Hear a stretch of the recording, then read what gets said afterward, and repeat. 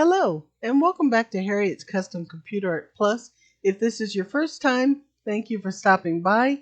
Please don't forget to subscribe, hit the like button, and hit the bell if you'd like to be notified the minute I have up new tutorials. Also, if you'd like the software that I'm using to design in most of the tutorials, just contact me on my Facebook page, or one of my Facebook pages, Harriet's Custom Computer Art Plus, or Harriet's Templates and More, or Harriet's Quick Assist, and send me a message.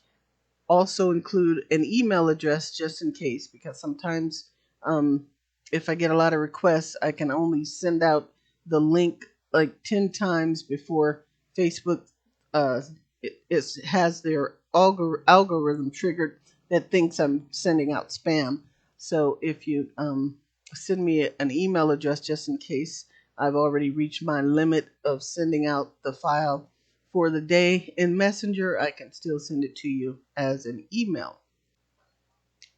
I'm trying to catch up on some of the subscribers' requests that I hadn't been able to work on because I've been really busy. So this is one of the ones that I had promised to do a while back and I wasn't able to get it done. So I'm going to show you today how to make these mock-ups with the little sample scene that shows exactly how the backdrop would look once it's set up. So today I'm going to eventually show you I did this complete mock-up, but today I'm just going to work on showing you how to do the backdrop.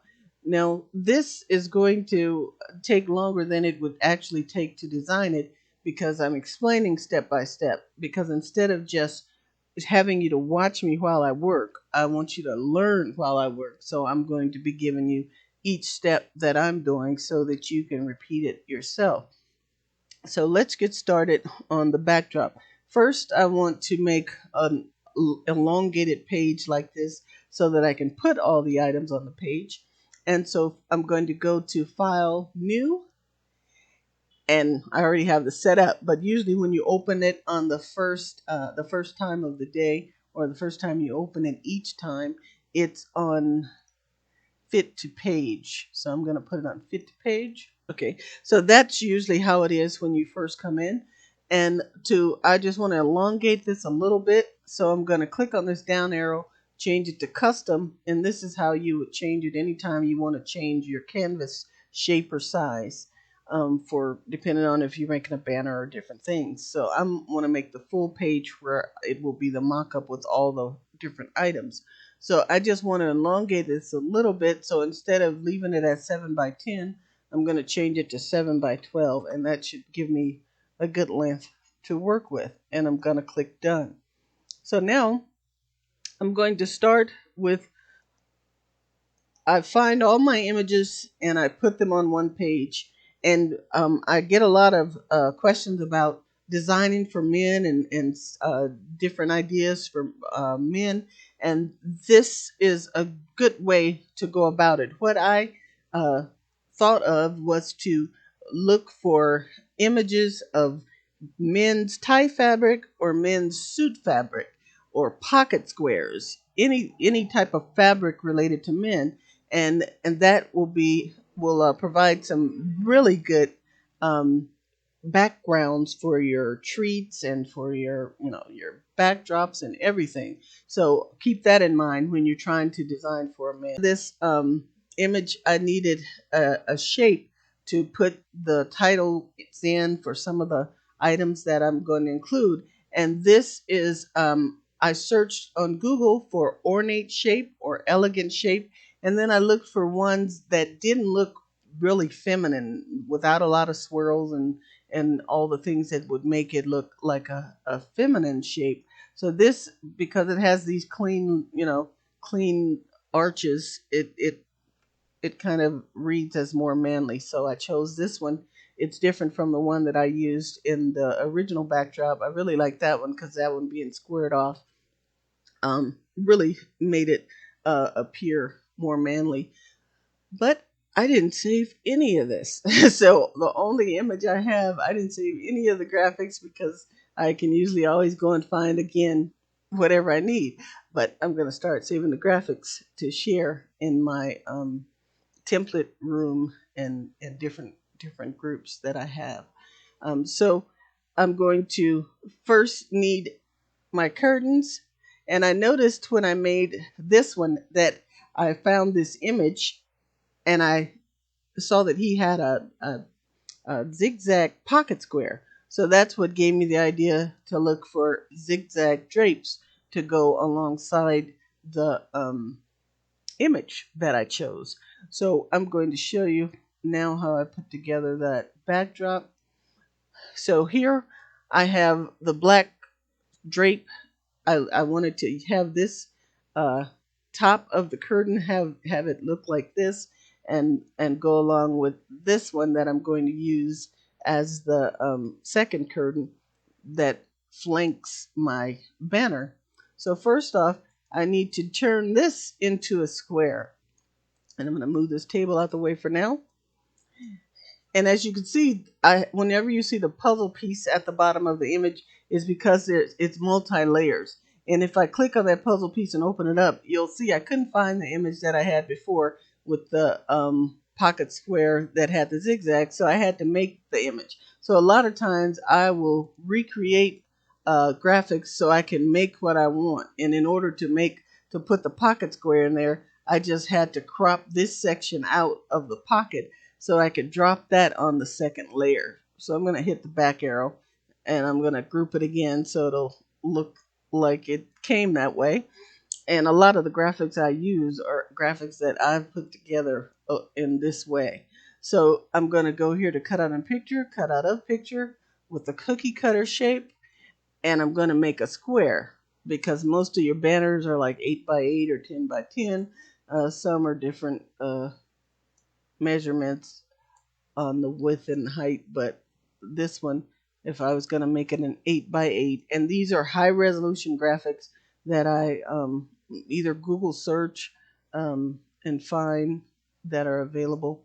So I make sure to get the high res by using high res in the search that I'm looking for, high res tuxedo or high res this or that, so that I get the best pictures so that I know that they will blow up to look perfect as a banner.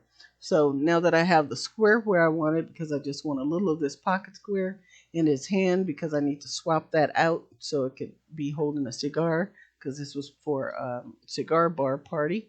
And I'm going to hit next and done. And then I'm going to delete what's under it, which is the original picture. I'm going to delete that one. And then I'm just keeping my square. So I'm going to put that off to the side. And now I need to work on my curtain. So I'm going to go to that new page that I made. I'm going to click on this page with all my images. I'm going to click on that square of the tuxedo I just made cropped out, and I'm going to bring it up into my image. Now I need to bring up my black curtain. I'm going to work on that one first. So I just click on the image here. It brings up this small image for you to choose from.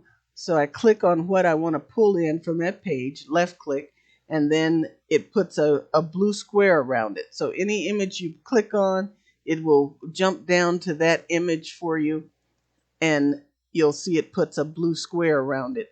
Once you have the image you want to use, you go to this mini panel or layers panel here and just drag and drop it into your image. So now this is too short, and if I just drug it down, it would look weird and out of proportion. So I'm going to do my back arrow to make it back like it was, and I'm going to show you how to shrink this down. Now first I need to cut out this white background. You see it has a white background around it.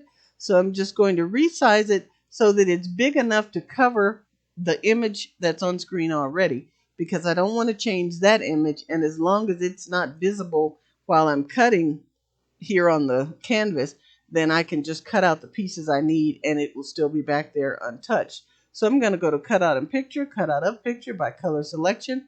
And I'm going to go ahead and drop this down to 0 so that I will only pull out, because this is solid white. It's not grayish white. So since it's a solid, anytime it's a solid color you're pulling out, You don't need to, you can drop it all the way down to 0. Now in shades in here, you see it's different shades of black and gray that you would need to use on either one maybe or possibly two to get in all the shades. But if you pull out a solid color, just put it all the way down to 0 and pull that out. Now I'm going to hit next. And as you can see, it has my curtain grayed out, but that's what I want to keep. So now I need to go here where it says switch to opposite area or switch opposite area. And now it brings the curtain to the front, which is what I want to keep. I'm going to click done. And now I'm going to move that one over. I'm going to delete what's beneath it, which is the original curtain. Get rid of that. And now I'm going to keep this. Now this already has a finial here, and that'll come in handy because it will make it's what made my image look finished when I made the mock-up of how the banner will look. And the good thing is the actual images that I'm using here for this tuxedo and different elements that I use, this will really be what I actually use to make the banner. I'll send this image blown up to the size, that I wanted. And if it's 8 feet by 8 feet, I'm gonna do 8 inches by 8 inches, and then I'm gonna send it off to banners on the cheap, and they're gonna make me a beautiful banner from it. So now I'm gonna make this a little bigger, and then I'm gonna put this curtain beside it because I want to shrink this down by clicking on any corner, never from the top, bottom, or sides, because that takes it out of proportion. Unless you are trying to just lengthen it on one plane, then you would always make sure to resize from the corners to keep the right proportion.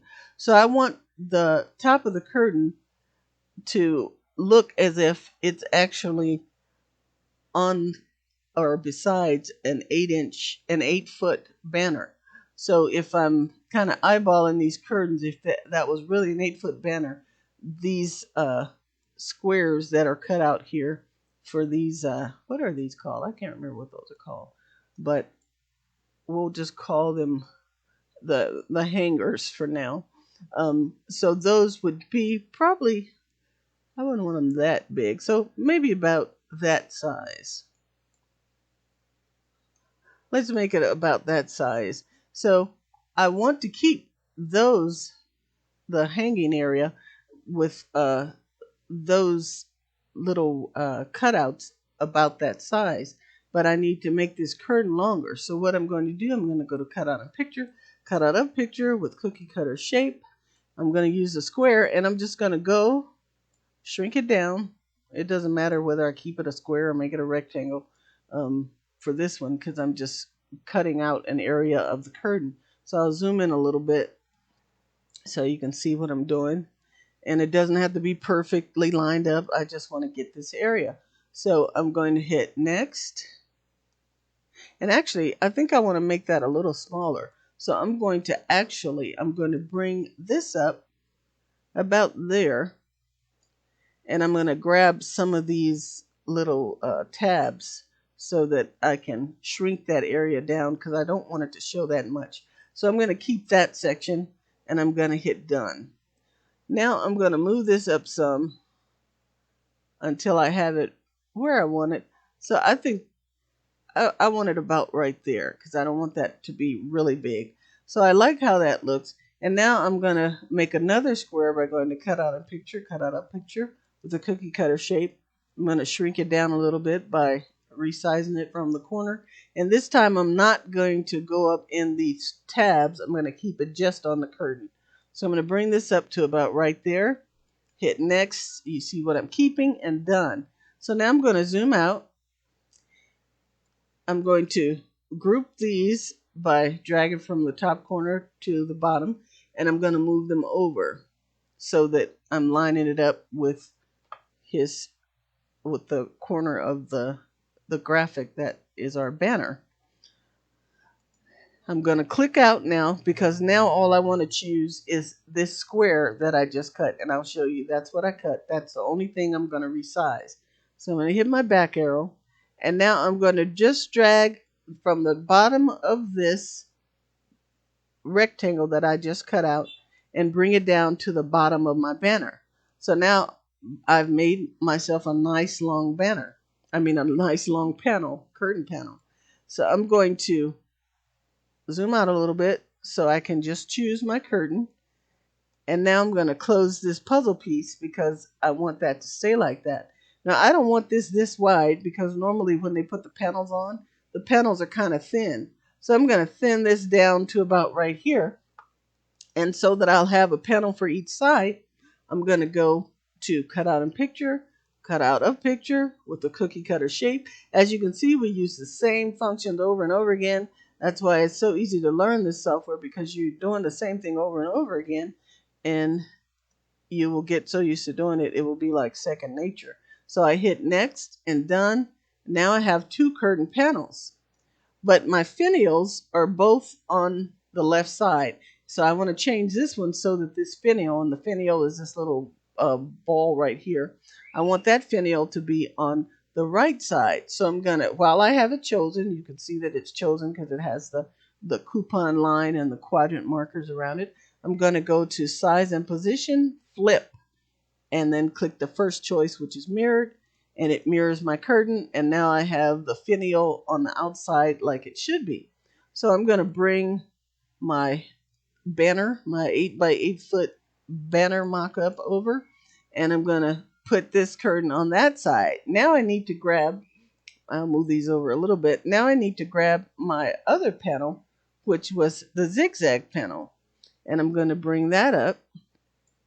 And now I'm going to do the same thing. I need to cut these out. Just let me pull this up so it's in the middle of the screen. So I'm going to move this out or drag this out from the corner. And then I'm going to put everything behind it. So the only thing that I will be cutting out is this curtain panel. So I'm going to go to cut out in picture, cut out of picture by color selection. And I just want to take the white out first. So I'm going to drop, once again, I'm going to drop that all the way down to 0.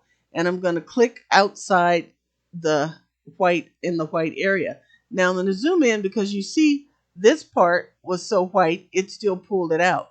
But that's okay. I'm going to show you how to fix that. But it has, for all the rest of it, just pulled out the part that I want. So I'm going to go ahead and click next, select opposite, and done. Now I still need this section here, and I know it's somewhere in there, which is where the white was picked up. So I'm just going to go once again to cut out in picture with a cookie cutter shape. I'm going to make a square again, but this time I'm going to make it into like just a thin strip, because all I need is just this area, just along the top part of the curtain. So I'm just going to move this over until it's right on the edge where I know I didn't remember which one of these zigzags was cut out, but I know it was somewhere up in here. So I'm just going to take that piece and hit done. So now I can delete the curtain at the bottom, the one that had the white border, which is this one. So I'm going to go to that third layer on my layers panel. I right click on it and hit delete. So now I have the piece that I cut out. Now I'll show you that piece. So I have this piece and I have the curtain. I'm going to hit the back arrow so I can put that back in place. And I'm going to click on that first one in the layers panel. Then I'm going to hold the control key and I'm going to click on either the curtain here or click right here to get the little puzzle piece. So now I have both those pieces together, and I'm going to go ahead and close the puzzle piece because I want to keep this curtain together. Now this one has the finial on each side and also the bar, but on this one I don't want that. So I'm going to crop this down some more. I'm going to shrink it down some and zoom in so that I can just keep the area of the curtain I want. Shrink it down more so I can see the top and bottom. Make it a little bigger. And then I'm going to go once again to cut out a picture, cut out of picture. But this time I'm going to choose by tracing on my own. And I'm going to go right up to the top of that curtain so that I'm right at the edge where the curtain begins, not including the finial. I'm going to cut right at the curtain. And then I'm just going to come down, and it doesn't matter where I put my lines down here. each time you click, it stops and starts a new line so that you can, go around different shapes. So I'm going to once again come right up here, right next to the curtain, and so I can cut off that pole, the whole curtain rod rather, and then I'm going to click here, or which brings it back and to the flag. And once you go all the way around your shape where it's enclosed and click on the flag changes to yellow. And while it's yellow, you can go in and make any adjustments on the line so that you're getting it right where you want. And whenever you get close to the line, it will turn pink. And when it's pink, you can resize it any way you want. So now I have the part I want. I'm going to click on the yellow flag again, and it'll be showing me what I'm keeping. You can't really tell, but it has the rest of the curtain rod grayed out. So I'm going to hit done. And now when I pull that over, I can get rid of this one. And now I have just the section of the curtain rod that I want. Now I need a second one of these as well, but before I cut it, I'm going to put it beside my backdrop. Let me move this curtain out of the way. I'm going to zoom in a little bit, and I'm going to put my curtain right here on the backdrop, and I'm going to either pull it, this one I don't mind pulling it down some because this pattern is just going to look better pulled down. And I'm going to shrink this one a little bit too, because you don't want these panels so wide. You just want to give them, the image of an example of how it will look on the wall. So that looks good. Now I'm going to bring over my black curtain and line it up with that one. And we're almost there. I think I want to shrink this down a little more so that it's thinner. And now I'm going to move that one out the way, and I'm going to crop this one out so that I can make one for the other side. So I'm going to go to cut out of picture with the cookie cutter shape once again. And I'm just going to, it doesn't have to be right on the curtain. I can go, as long as I'm just going around it and getting empty space around it, it doesn't matter as long as I'm just getting the curtain. I'm going to hit next and done. And now I have my second curtain panel. I can move it out. And for this one, I'm not going to flip it because they would be looking the same. The shadow would be on the same side. You couldn't really tell with the black one, but the shadows will be on the same side on these, so I don't have to flip the zigzag ones over some. So I'm going to, once again, put my curtains in place. I'm going to line this curtain up so that it looks like it's lined up with that one. I'm going to bring my banner over and line it up with the top of that one. Bring over my second zigzag panel and my second black panel, and you have just created your main backdrop or your main mock-up of the backdrop. Now all we have to do, I'll shrink it down a little bit. Now all we have to do is add in the birthday message, the new hand, because it was for an African American person. And so I just need to put in my lettering here. So I'm going to go to text, add text, and I used Edwardian script. So I'm going to click on this arrow and type an E, and then scroll down a little bit because this takes us to the beginning of the E's. So anytime you're looking for a font, if you click the down arrow and then type just the first letter of that font, it will bring you to the beginning of the fonts that begin with that letter, and you just scroll down so that you can find the one you're looking for. Now this is in blue, and on my image I have the text looking shiny, which I'm going to use this shiny little gold image down here to fill this in with. But first I'm going to just type the message, and the message was Lexton's 50th. Now you can see I didn't put the TH there because I wanted the TH to be small. So I'm going to move it down here for now. And then I'm going to make a new text box by clicking on text, add text. It's already in the correct font. And I'm going to just type the TH. And I'm going to bring that down. And I'm going to hit done. Now I'm going to resize this once again from the corner rather than the sides so that I can keep it in the right proportion. And I'm going to put it where I want it. So I want it lined up about right there. Now I'm going to drag across from the top down. I need to scroll up a little bit. I'm going to drag across so that I have the name Lexion and the 50th. Now this is an extra big space in there. If you didn't want that space, you could crop this out and move it in closer, or do it completely separately, and maybe I'll do that so it's separate. So I'm going to just make another text box, and I want it to be the same size. So I'm going to type apostrophe S, and then I'll take the apostrophe S out of the other one so that I can make sure that it's closer. But if that doesn't bother you, then you could just leave it like it is. But I'm going to resize that so it's the right size.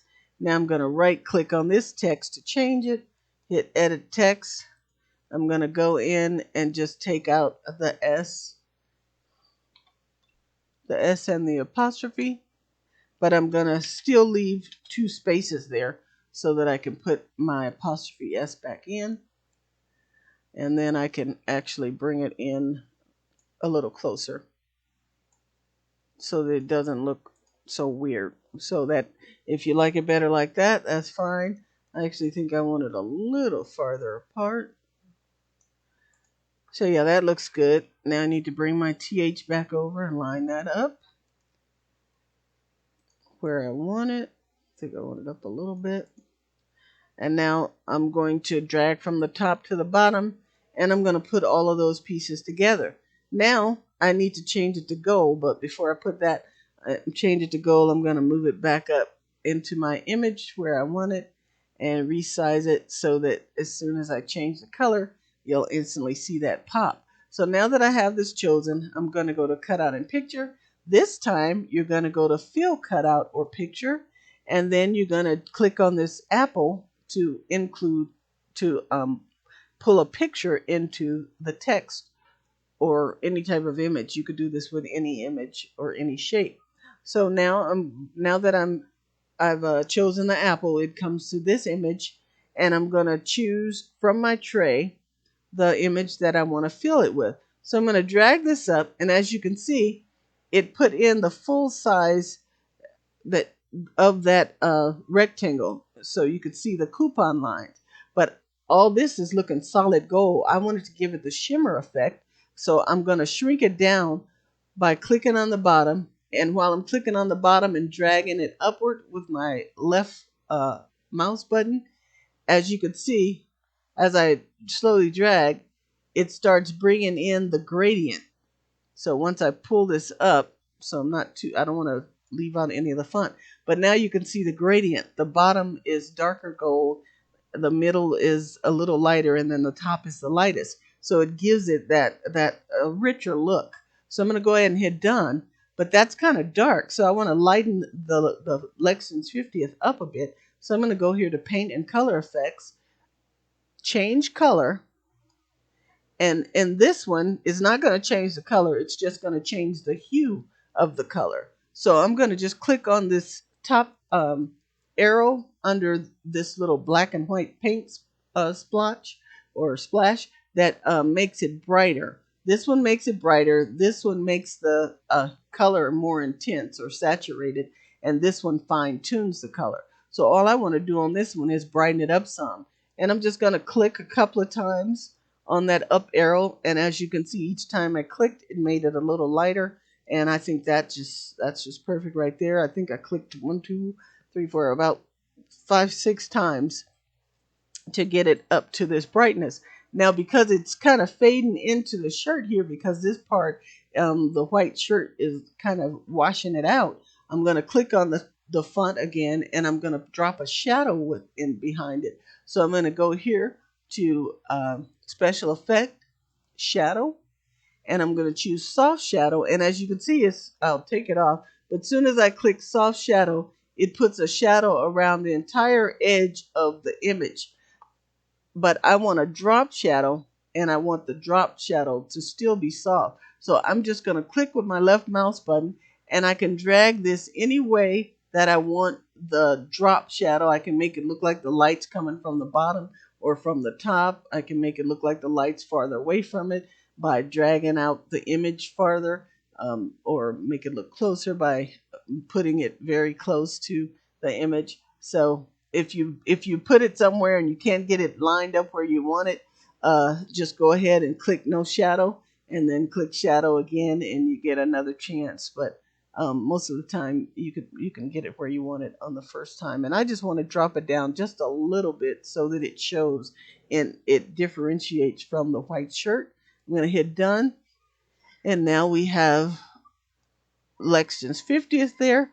And then on my image, as you can see in the original, I have this little decorative line there. So all you do to find those decorative lines, I'll zoom in so you can see that, this little line right there. I found a different one because, like I said, I didn't save any of these graphics. So I'm just making this one showing you how to put it together with the images, even though I'm not using all the same images. So I'm going to go back to my image, and in one of these, I think it was this one, I found an accent line, and all I did was type in Google accent line, or you can type scrolls or different things, and you can find a fancy line to use. So I'm just going to click on this one and drag it up and drop it in my image. Now it's black. I'm going to shrink it down some. It has a white edge around it, and I can take that out if I wanted to, but I think I'm going to keep it there because it helps to make my image a little thicker. I'll put it up here for now so you can see it. And I want this image to have the same gold shimmery look like the Lexington's 50th. So I'm going to click on my line, my fancy line. I'm going to go again to cut out in picture, fill cutout or picture with the picture. And I'm going to drag that gold up from the bottom again and shrink it down just like I did for the writing until it gives it the gradient look like this Lexington portion has. And I'm going to click done. And now I'm going to drag this down on my image, resize it, put it right there under the 50, and then I'm going to add cigar bar by going once again to text, add text, type cigar bar, bring it over to the side a little bit so I can shrink it down some. I'll put it back under that line, hit done, and now I'm going to do the same thing I did again. I'm going to go to cutout and picture, fill cutout or picture with the picture, and drag my gold bar up again, shrink it down so that it gives it the gradient look, making sure that I'm not bringing it down so much that it takes out part of my letter, because if I kept taking it down, it'll make the letters cut off. But you want to just shrink it down enough so that it's covering your letter. Hit done. And now I'm going to lighten these two up together. So while I have cigar bar chosen, I'm going to also click on my little fancy line. Then I'm going to go here to paint and color effects, change color, and I'm going to click 6 times, 1, 2, 3, 4, 5, 6, so that it will be the same brightness as the original text I had there. And just like that, you have your lettering. We're almost done. So I had this a little closer up. Grab that line and move it up a little. There we go. Right there. So now I need to change his hand because it was a black hand or an African American man's hand and a cigar. So I found this image, and as you can see, the hand is turned the right way because I needed it on the left arm. And all I need to cut out is this area. So I'm going to show you how to cut that out, even though I already have it cut out. I'll show you how to begin to cut it out. So you would go click on the picture, you go to cut out of picture, cut out of picture. Once again, you're going to go to tracing on your own. And all you do, you start at any point on the top, and you're just going to draw. Each time you click, it's going to cut the line off and start where you can change direction. And you're just going to click and drag until you get around the whole hand until you meet back up with the flag. So now I'm going to come back to the top of that knuckle and hit the green flag. It becomes yellow. And now I can check my lines out and see how that's looking. And it's looking pretty good. So I'm going to go ahead and click that flag again. And now I see some areas that I need to fix. So all you do is click this back arrow one time, and then you can go in and you can pull out the fingertips and round them out, just like pull anywhere you put your cursor. It changes the line to pink, and you can make any changes you need. So I'm going to go ahead and cancel that because I had already cut it out. So I'm going to just ungroup my puzzle pieces. And now, as you can see on my layers panel, I have a hand and I have the cigar cut out separately because I need to change the hand. I need to darken it down some to make it look like an African American's hand. So all I'm going to do is click on the hand, change color like we did before.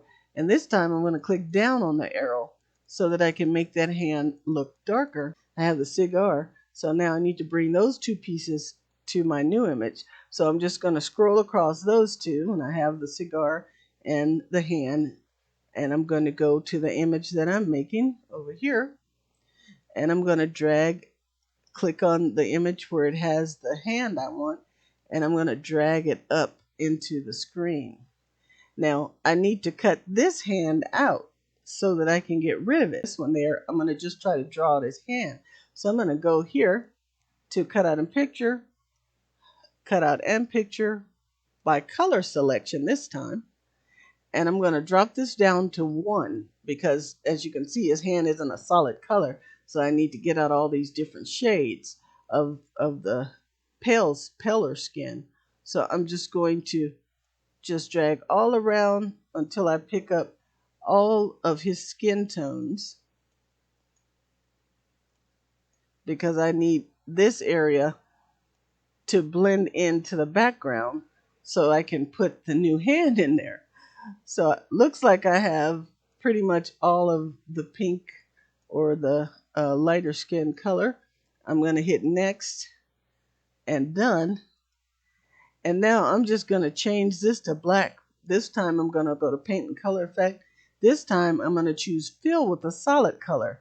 And once I click on it, it changes that hand to red. It always defaults to red. And I'm just going to click in the black area.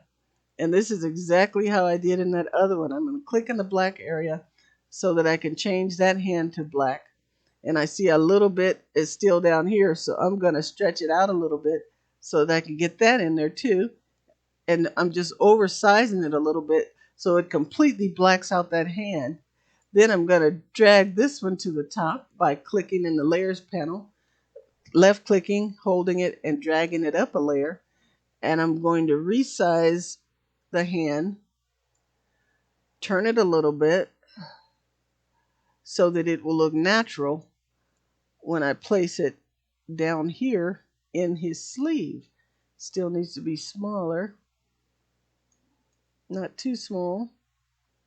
And I can cut out some more of that black, but actually I don't need to cut it out because there's always a shadow coming from under the sleeve anyway. I just need to get it in the right spot. So I can shrink that down a little more.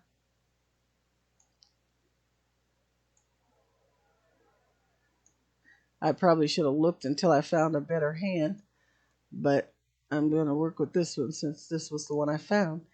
And now you've added in the cigar hand, and you just tweak it until you get it to where it looks natural. And if you hadn't seen this picture, if you hadn't seen me add that hand in, you would most likely think that it was already there. So now I'm going to ungroup and I'm going to lighten up that cigar a little bit so it won't blend in with the hand as much. And I'm just clicking on the brightness, clicking up so it's lightening up that cigar some. So now you've just completed the entire backdrop. So now we have the full mock-up image, but we're not done because I made this a full scene with the tables. So now I need to go back to my image over here, and I have my table, and I'm going to drag the table in because I had the table on each side of the curtains, and I also had a floor and a wall. So I'm going to move my table down here, and I'm going to minimize it, and I'm going to add a fake wall behind here. So I'm going to go here to cut out a picture. This time I'm going to go to add a colored shape. It doesn't matter what color it is. I'm just going to choose this a square, and I'm going to make it a rectangle so that it will mimic the wall behind the image, and I'm going to hit done. I'm going to drag it down on the layers panel until it's all the way in the back. I'm going to bring my backdrop down a little bit so that it's a little beneath my wall. And I don't have to have my wall this wide. And I'm going to change that wall to a light gray. So I'm going to, while I still have that blue rectangle chosen, I'm going to go to Paint and Color Effects, fill with a solid color, and I'm just going to make this a light shade of gray. Maybe a little darker. Just click down on the down arrow on brightness a little bit and darken it up a little bit so it stands out. Then I'm going to hit done. Next, I would need a floor. So I'm going to go back to the internet, and I'm going to choose wooden floor.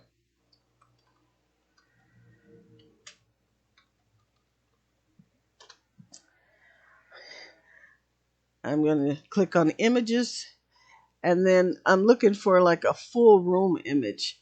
So any of these pictures will work as long as the floor is, the panels are coming out straight so that it will look like you're looking in on the floor. So I'm looking for an image where, like in this area, where you're looking straight at the area. So here's one. I'm just going to right click, copy the image, go back to my image. I'm going to paste it on. Once again, I'm going to make sure I'm covering up everything behind, and I'm just going to crop out an image of the floor. So I'm going to make a square by going to cut out in picture, cut out of picture with the cookie cutter shape, and I'm going to bring it down to the bottom of this picture, go over until I get near the cabinets, but I don't want to include the cabinets, and do the same thing on this side, go over, but don't include any of all of this extra. Hit next and done. Then I'm going to delete this picture behind. I'm going to drag this image from the top all the way down to the bottom. Let me move my little table out the way. And then I'm going to line this bottom floor section with my wall. So now that gives the appearance as if there's a floor underneath that wall. And I want to just line that up. I'm just eyeballing it, but you can make it precise if you want.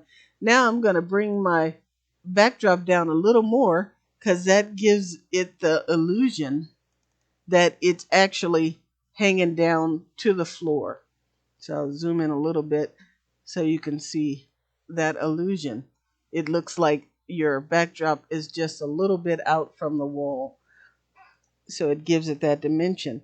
Now I can give it even more dimension by adding a shadow. So go to Special Effects, click on your backdrop, go to Special Effects, Shadow, go to Soft Shadow, and I can bring it out to the side a little bit to give it a little more definition, like it's actually up away from the wall a little bit. So you can see the shadow here. I can hit done, or I can do the customize shadow. I can make it a little more transparent, or I can make it a little darker. I'm going to make it a little more transparent by clicking up on the arrow, and then it makes it look more like a shadow because you can see through it more. It's not that just dark edge. So now you have the illusion that that's actually coming up off of the wall. You also have a little shadow on the floor, so it makes it look more real. Next, I need my table. So I had some tall bar tables. I'm going to go ahead and hit done, and I'm going to group all this, hit the puzzle piece, and then shrink it down some. Now I need to work on my table. So I'm going to put my table on top, and I'm going to resize it so that it's covering up that whole image behind. And now I need to pull out all of the white in this image. So resize that a little bit so I have all of the white on the canvas. I'm going to go to cut out and picture, cut out of picture by color selection.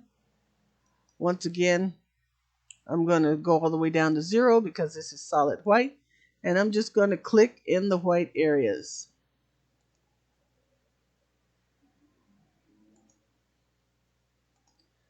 And by me making sure to take out these little pieces of white so that when it's up against the backdrop, it will show through the table, to also give it the appearance that the table is really there in that space in front of the backdrop and the wall.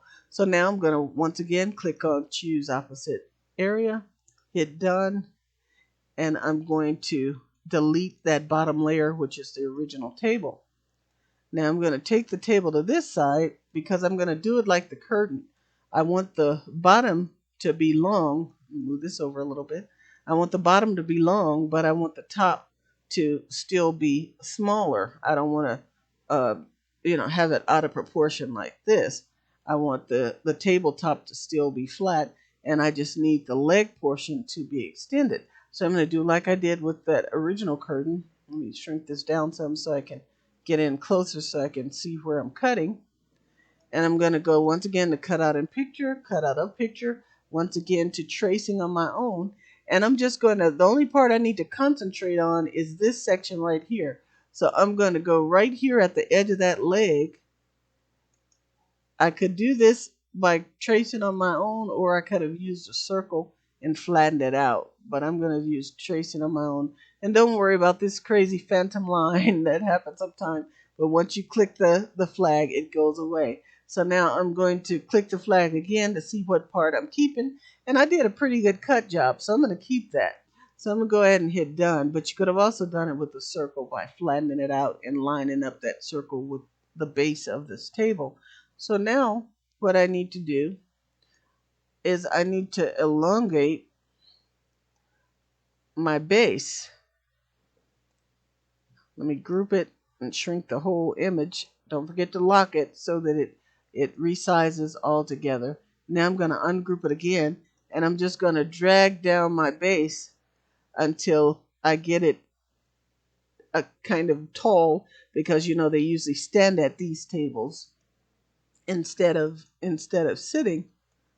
And then I'm just going to make this top a little wider and place it back on so that it has area to mimic where the party goers would be leaning on the table. And I can make this thinner if I want. If I wanted to make that a little thinner, not too thin because you want it to appear like it could really be standing. And I'm just going to go ahead and cut this out so that I won't have both of these as multi-layered pieces. So I'm going to go to cut out in picture, cut out of picture with the cookie cutter shape, make it a square. And I'm going to cut one table out, and then I'll use the puzzle piece, the one with the puzzle piece, as the second table. Hit next and done. And now I'm ready to place my tables. So I'll move my image over. I'm going to resize my tables together. Oops. I need to keep that together. So let me group that again by dragging from either side, top to the bottom. Close the puzzle piece and now drag it over. And I'm going to choose just both of those. And as you can see, unlike in Cricut, if I drug across these, if we were using Design Space, it would pick up all images. in Microsoft Picture, as long as you're not going to the edge of all the pieces, it will only pick up the pieces that you are totally including, which is just the tabletops and the table bottoms. And I didn't drag at the top, so it only got these two. And I'm just going to resize them together and then place them in my scene. And I'm trying to just eyeball to make them about the size that they would be if they were actually on the floor.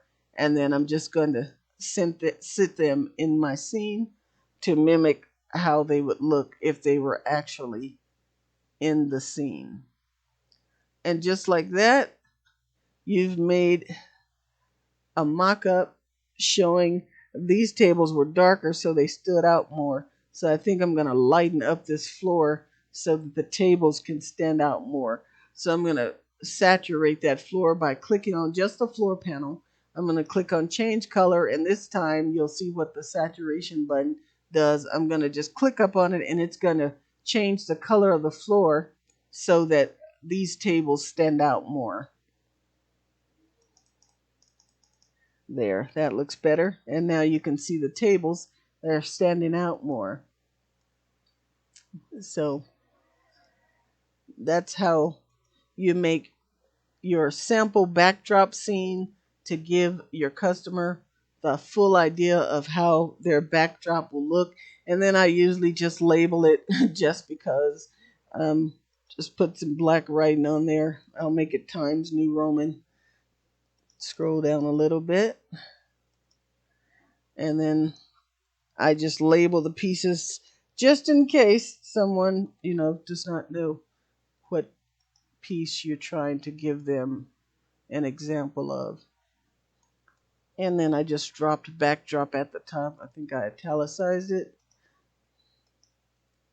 And that's how you create this backdrop scene for your customer. So I'm going to group all this together and shrink it down. And in the next tutorial, I'll show you how I made the treats mock-ups for this scene, so they'll have a better idea of how their supplies that you're going to be making for them will look all together. Thank you for stopping by. Don't forget to subscribe if you haven't. Hit the like button if you like this video, and don't forget to hit the bell if you want to be notified the minute I have up a new tutorial. I'll see you next time.